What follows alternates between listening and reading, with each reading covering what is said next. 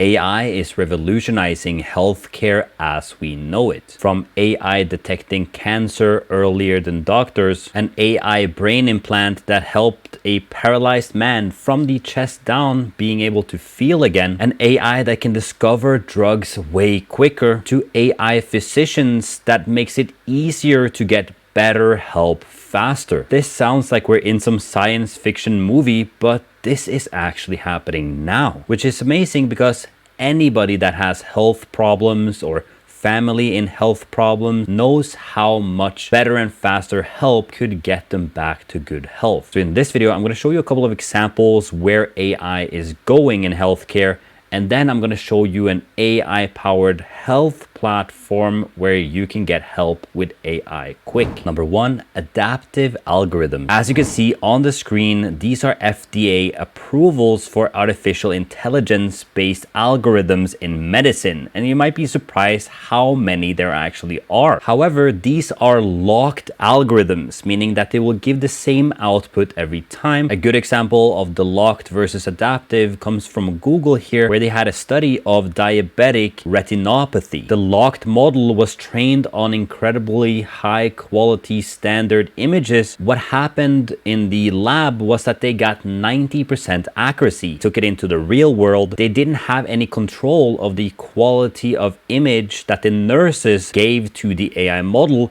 which then turned out to not work at all. If they use the new adaptive AI model on this, it could be trained on even the bad quality images and adapt to changes that isn't foreseeable in the beginning. This imaging technology will be so much that you can take a photo of your skin, you will know your health, a mole, you have cancer detection, even photos of your tongue or eyes that can diagnose you way faster than before. Number two, AI brain implant. AI brain implant changed this man's life that was paralyzed from the chest down. He can now finally see again. Just take a quick look at this. It was a nice day. It was July 18th, 2020, and we were just hanging out by the pool, and I went to dive into the pool. So I dove in aggressively as usual, and then I just blacked out.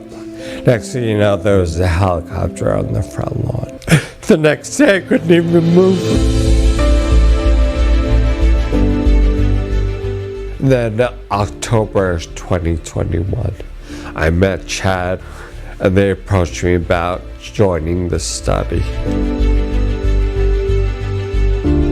After opening the skull and opening the cover of the brain, we then got out a stimulator. We had a pretty good idea where the hand areas were going to be, and we stimulated them directly. So Keith's brain is literally connected to a computer. There are signals from his motor area responsible for movement going to the computer, and signals from the computer are going back to different stimulation points in his body, brain, and spinal cord. And the goal is to restore movement and the sense of touch in a lasting way. But I like to see an actual person, like a family member, touch you and feel them. It's different. We have started to see some lasting new sensations in his arm that are present even when we turn off the bypass. It truly makes my heart feel warm to see AI get implemented like this and truly help a man in need. Number three, drug discovery. Pharmaceutical drug industry is huge, but the process of creating a drug is a long multi-year process of trial and error, and then you get one drug to market to the masses. Now, what if you could break down what is a drug into multiple different steps? With AI, this allows us to create new molecules. Think about it like ChatGPT for drug discovery, where we can create similar molecules to drugs we already know, or create entirely new drugs with a different chemical structure than we've never seen before. Now, that's only the first part. The second part would be to actually check the toxicity. If you bring this into the body, what will actually happen? So we can simulate that and increase the further development without actually testing it on humans. Number four, AI health chatbots. If you try to use ChatGPT for health-related questions, you may find that your answer is very general. The reason for this is it's a large language model, not a specific language model trained on specific data. And that's where AI health chatbots come in. So I'm going to show you how to use Docus here. That is an AI-powered health platform that has been trained on a lot of medical data and prompts better in the background to get you more accurate answers. And the best part about this is it's not only an AI chatbot, but it's also connected with doctors around the world that understands AI and will give you a second opinion. All you need to do is to try Docus for free, and now you can explain your condition, what is happening with you, and so forth. And as you can see, hello, I'm here to support you with any health related questions or worries you may have. Note, the more detailed information you share, the better I can assist you. So let's try to invent a bad symptom or something like that to make the AI chatbot guess. So I'm gonna test it on something called GERD, which is acid reflux and dry cough. And so I'm just gonna write down all the main symptoms that I'm having. I'm just gonna send that.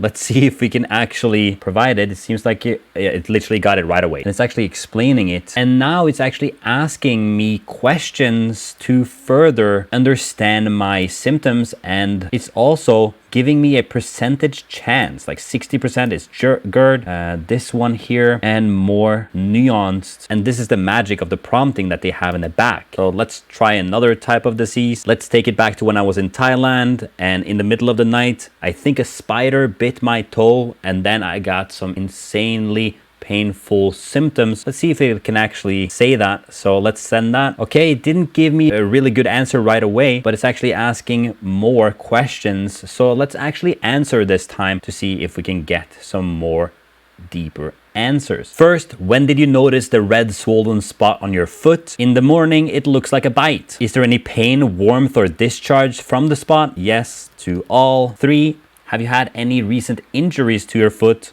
No. Are you experiencing a fever? Yes. Do you have any known allergies or medical conditions? No. Now I'm just gonna send and let's see. Actually, it still went with cellulitis at 70%, but actually now it got insect bite or sting with secondary infection at a 10%. I'm gonna clarify it deeper, saying that I believe it was a bite. I was in Thailand, and then try to get it to explain the difference between the bite and a cellulitis, if I could see that. I'm just gonna click send, and I just wanna mention that I feel like it's very empathetic. It also feels like it is answering all my questions. And it also is great to see that it's actually saying, you know what, it might be cellulitis secondary to an insect bite. And it's also saying, please seek immediate medical attention, especially if you have a fever. Now, if this was dangerous, this information would be very helpful if you do a second opinion. So all you need to do is to scroll down and you can create a health report. It looks something like this. Hey, I'm a user, 37-year-old male. I had a headache for the last 4 months. The pain is so bad I can't even work. And here it would have AI assistant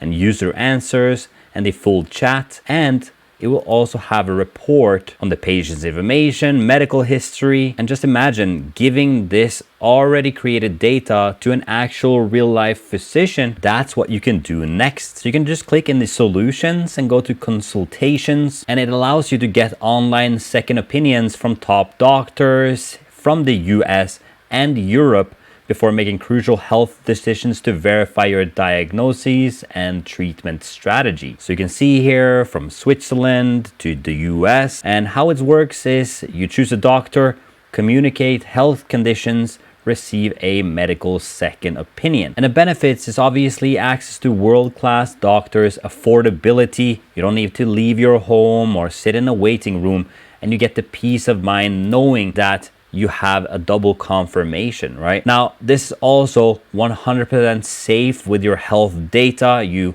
don't have any personally identifiable information required to get a second opinion from a doctor, which means you can be anonymous, and any data you share is protected by advanced encryption and security protocols. You're only one click away from a life-changing journey. Go to docus.ai to get an AI chatbot consultation. And then if you need to take a second opinion, It can easily be done through this platform. Thanks to Docus for sponsoring this video. I really enjoyed this platform as the data is more nuanced than a regular ChatGPT option, and I just hate waiting in line for a consultation. So again, head to docus.ai for a free consultation. That's it for today's video. Thank you so much for watching the video, and I'll see you in the next one.